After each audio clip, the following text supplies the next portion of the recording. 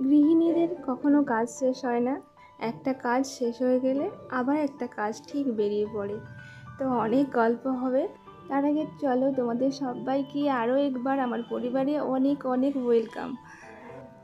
আমি প্রিয়াঙ্কা চলে আসলাম আরও একটি নতুন দিনে নতুন আরও একটি ব্লগের সাথে। আর তোমরা সকলে কেমন আছো? আশা করবো তোমরা সকলে খুব খুব ভালো আছো, আর আমিও ভালো আছি। তো কালকে যেখান থেকেই শেষ করেছিলাম আজকে সেখান থেকেই শুরু করে দিয়েছি, মানে সেখান থেকেই তোমাদের আজকের ব্লগগুলো শেয়ার করছি। তো এখন বাজে ঘড়ি কাটায় 10টা 15। আর সকালে সব কিছু কাজ তোমাদের কালকে শেয়ার করেছিলাম, আর তারপরে দুপুরে রান্না বান্না যা কিছু দেখো আজকে সেগুলো শেয়ার করছি। তো সকালবেলা তোমার দাদা ভাই 9টার দিকে ওই শাক আর মাছ নিয়ে এসেছিলো। তো ওই মাছটা ও কাটছে আর আমি এদিকে শাক সবজিগুলো বেছে কেটে নিতে বসে গেছি। আর জানো তো বন্ধুরা, আমাদের মতন গৃহিণীদের কোনো কাজই শেষ হয় না। সারাদিন যদি কাজ করতে থাকো কাজ ঠিক বেরোবে। একটা যদি মনে করে একটা কাজ শেষ করে দিয়েছি পুরো কমপ্লিট, কিন্তু না, ঠিকই একটা না একটা কাজ বেরিয়ে পড়বে। তো বললাম এই জন্য সকালবেলা তোমাদের সঙ্গে ঘরের সব কিছু ক্লিনিং ডাস্টিং যা থাকে ওইগুলো শেয়ার করেছিলাম। আর তারপরে দুপুরের ওই যে ব্যঞ্জন, তো সেইগুলোই জন্য সবজি কাটতে বসে গেছিলাম। আর এখানে দেখো কুটিগুলো না সবগুলো পেকে গেছে, দোকান থেকে নিয়ে এসে তার আগের দিনে। আর সবগুলোই পাকা, কী করে বুঝবে বলো? বাইরে তো সবুজ, বাইরের দিকে সত্যি কাউকে চেনা যায় না কার কি ভেতরে কীরকম আছে। আর এইদিকে মাছ নিয়ে এসে কেটে নিয়েছিল, ওখান থেকে দেখো মাছের ডিম বেরিয়েছে। তো ওইটা বড়া করবো আজকের। আর শাকগুলো না কেটে আমি এইভাবে লবণ দিয়ে জলে ভিজিয়ে রেখে দিই। আর যেদিন শাক থাকে সেদিন তাড়াতাড়ি করে কেটে নেওয়ার চেষ্টা করি, কারণ ভিজিয়ে রাখতে হয় প্রায় আধ ঘন্টা 1 ঘন্টা ধরে। ভিজিয়ে রাখলে আরও ভালো হয়। যদি এখন তো যেহেতু বৃষ্টি হচ্ছে, তো যদি পোকা টোকা থাকে এইভাবে লবণ দিয়ে জলে ভিজিয়ে রাখলে পোকাগুলো বেরিয়ে যায়, থাকে না। তবুও আমরা কিন্তু ভালো করে ঝেড়ে নিই কোটার আগে। তো যাই হোক চলো, আজকে ভাবছিলাম যে আজকে একটু শ্যাম্পু করব। আর এই জন্য আমি শ্যাম্পু করার আগে কিন্তু এইভাবে চিরুনিগুলো সব ব্রাশ করে পরিষ্কার করে নিই। তো দেখো এই যে আজকে চিরুনিগুলো সব ব্রাশ করে নিচ্ছি। তো সবসময় তো আমরাই ব্রাশ করি, মাঝে মাঝে চিরুনিগুলোকেও এই দাঁতগুলোকেও ব্রাশ করিয়ে দিলেও বেশ ভালো লাগে। আর চিরুনিগুলোতে আমি কখনও সিঁদুর পরি না, আমার মা আসলে না এই চিরুনিতেই সিঁদুর পরে। তো এইভাবে লেগে টেগে থাকে। যাই হোক, তবুও আমি পরিষ্কার করে রাখার চেষ্টা করি। আর এদিকে দেখো ওইদিকে সব চিরুনিগুলো ব্রাশ করে সব ওই সার্ফের মধ্যে ডুবিয়ে চলে এসেছি। আর এখানে চলে এসেছিলাম শ্যাম্পুগুলোকে একটু জল নিয়েছি, নিয়ে এইভাবে কেটে আমি শ্যাম্পু করার 15 মিনিট বা আধ ঘন্টার আগে তো এইভাবে ভিজিয়ে রেখে দিই শ্যাম্পুটা, যাতে কেমিক্যালটা একটু মুক্ত হয়। জানি না হয় কি না, তবে এটা আমি প্রায় করে থাকি, সেটাও তোমাদের সঙ্গে শেয়ার করলাম। আর পারলে তোমরাও কিন্তু করে নিও ওইভাবে। শ্যাম্পু যেদিন করবে তার আগে কিন্তু শ্যাম্পুটা এরকম জলের মধ্যে নিয়ে ডুবিয়ে রেখে দেবে, যেভাবে আমি রাখলাম বের করে। আর এদিকে চলে এসেছিলাম, দেখো চিরুনিগুলো বেশ সুন্দর পরিষ্কার হয়ে গেছে। এখন ধুয়ে টুয়ে এগুলো একটু হাওয়ায় রেখে দেবো।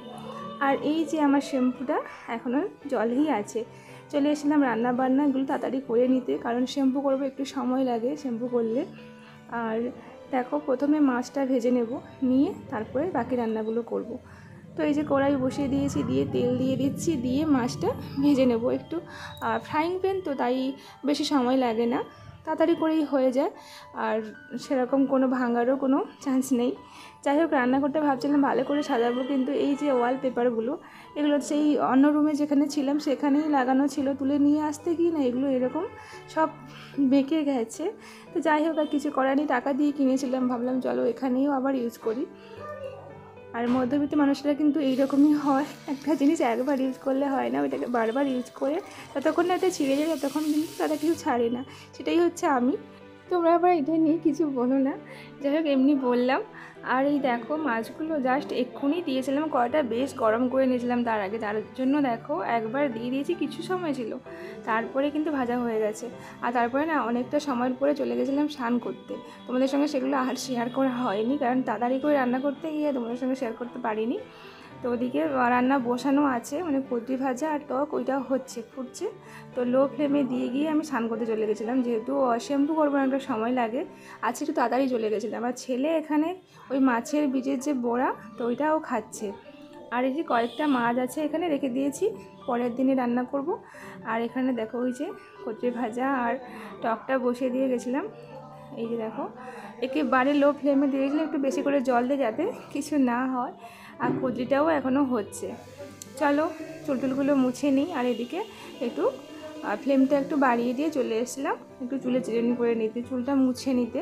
আর চুলটা যেহেতু ভেজা আর চুলটা মোছাও হয়নি, এরকম অনেক সময় আমি মাথাতে মানে বাঁধা হয়ে থেকে যায় তোয়ালাগুলো, তো তার জন্য কিন্তু ভীষণ আমার ঠান্ডা লাগে, আরও বেশি মানে রস থেকে না ভীষণ প্রবলেম হয়, আমার চুল টুল পেকে যাচ্ছে।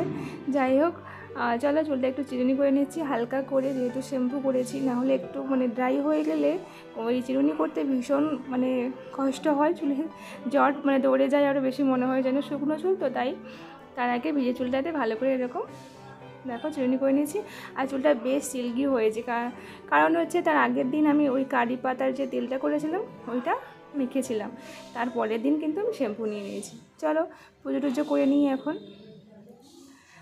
তো তোমাদেরকে সবাইকে জানাচ্ছি শুভ দুপুর বন্ধুরা। এখন দেখো আমার ওই যে ঠাকুরকে একটু ফুল দিয়ে পুজো করে নিয়েছি, আর দিয়ে তারপরে মানে রান্নাবান্না কমপ্লিট হয়ে গেলে চলে যাব একেবারে খাওয়া দাওয়া করতে। এদিকে দেখো মাছের তেলের ভাজা, আর এটা হচ্ছে বড়া ভাজা, একটু বেসন দিয়ে দিয়েছি যাতে অনেকটা হয়। আর এদিকে ছেলে দেখাচ্ছিল যে ও মাছের মাথা খাবে না, আজকে মাছের লেজা খাবে। তো যাই হোক, ওকে আবার লেজা দেওয়া হলো। ও কখনো লেজা খেতে চায় না, আর খেতে চাইছে এই কারণে ওই যে মাছের ছালগুলো তুলে তুলে খাবে, এর জন্য বলছে যে আজকের মাথা খাবে না। তো যাই হোক, এরকম খেতে মানে চেঞ্জ করে খেলেও স্বাদটাও বুঝবে। আর এদিকে মেনুগুলো দেখো, কলমি শাকের ভাজা, কুট্টি ভাজা, আর ওই যে বড়া ভাজা, আর মাছের তেলের ভাজা, আর টক। খেয়ে দিয়ে একটু রেস্ট নিয়ে একেবারে চলে এসলাম তোমাদের সামনে বিকেলবেলা। আর বিকেলবেলা হলে ওই যে এই সামনের দিকটা আমরা একটু মানে ঘোরাঘুরি করি। এই যে আমরা যেখানে ভাড়া থাকি ওই ঘরটার মানে অনেকটা বিশাল বড় এরিয়া, তো ওর চারদিকে আমি একটু হাঁটতে থাকি, একটু এক্সারসাইজ করি বিকেলবেলা। আর ছেলেও আমার সঙ্গে ঘুরতে থাকে। আর ও মানে একটা পুকুর আছে, ওখানে মাছ দেখাতে নিয়ে যায়, আমিও একটু বসি। আর জানো তো চারদিকটা বেশ সুন্দর সবুজ প্রকৃতি। সেটা দেখো এখানে এই যে আমি ক্যামেরা করছিলাম বলে একটু স্টাইল দিচ্ছে। যাই হোক চলো, আর এখানে পড়তে এসেছিলো, ওরাও পড়ে চলে যাচ্ছে। তো আমরা একটু এই যে ঘুরছিলাম, আর ভীষণ মানে বড় একটা মেঘ উঠেছে। যাই হোক, ছেলে এখানে ছুটছে এখানে সামনের দিকটাতে, আমিও ঘুরছি এখানে। তো চলো রুমের মধ্যে যাই। আর ও একটু খাবে বলছে, তার জন্য ওকে একটা ওই যে জেমসের প্যাকেট ছিল ওইটা ওকে দিয়েছি। আর বিশাল বড় দেখো বাইরে মেঘ করেছে, এই জন্য বাইরে থেকে আমরা সবাই ঘরের মধ্যে চলে এসেছি। দেখো কালো হয়ে মেঘ করেছে, তো হয়তো মানে বৃষ্টি নামবে আর কিছুক্ষণ পরে। আর এখন প্রায় বাজে দেখো মানে বাজতে 4:45, মানে পুরো 5টার সময়। আর ওই সময়টা দেখো বাইরে বৃষ্টি পড়া শুরু হয়ে গেছে। তোমাদেরকে বলেছিলাম যে বৃষ্টি হবে, আর আমিও ভাবছিলাম যে আজকে সন্ধ্যে পর্যন্ত তোমাদের সঙ্গে অনেক কিছু শেয়ার করার ইচ্ছে ছিল। তো যাই হোক, বৃষ্টি হচ্ছে, জানি না, কারেন্ট তো চলে গেছে, এখন কখন আসবে তাও জানি না। তো চলো বৃষ্টি পড়ছে বাইরের দিকটা, এই যে বাইরেটা ভিজে গেছে। চলে এসলাম, ছেলে আর আমি দুজনে একটু কাঁচা ছোলা মানে ছিল গজা করার জন্য, তো ওইটা একটু লেবু আর লবণ দিয়ে মাখিয়ে মা ছেলে খাবো। আর এতক্ষণ ধরে আমার যে সকল বন্ধুরা ভিডিওটি কন্টিনিউ করছিলে, আমার পাশে ছিলে, তোমাদেরকে অসংখ্য ভালোবাসা। আমার নতুন বন্ধুদেরকে অনেক অনেক ওয়েলকাম, অনেক ভালোবাসা। তো চলো এখন প্রায় মানে সন্ধে হয়ে গেছে, আর দেখো কারেন্টও আসেনি এখনও আজকের ব্লগটা তাই এখানেই রাখছি। আর ওরা বাবা ছেলে দেখো সন্ধেবেলা তবলা বাজাচ্ছে আর গান করছে। তো চলো সবাইকে শুভ রাত্রি বলে দিলাম, টাটা, সবাই খুব ভালো থেকো।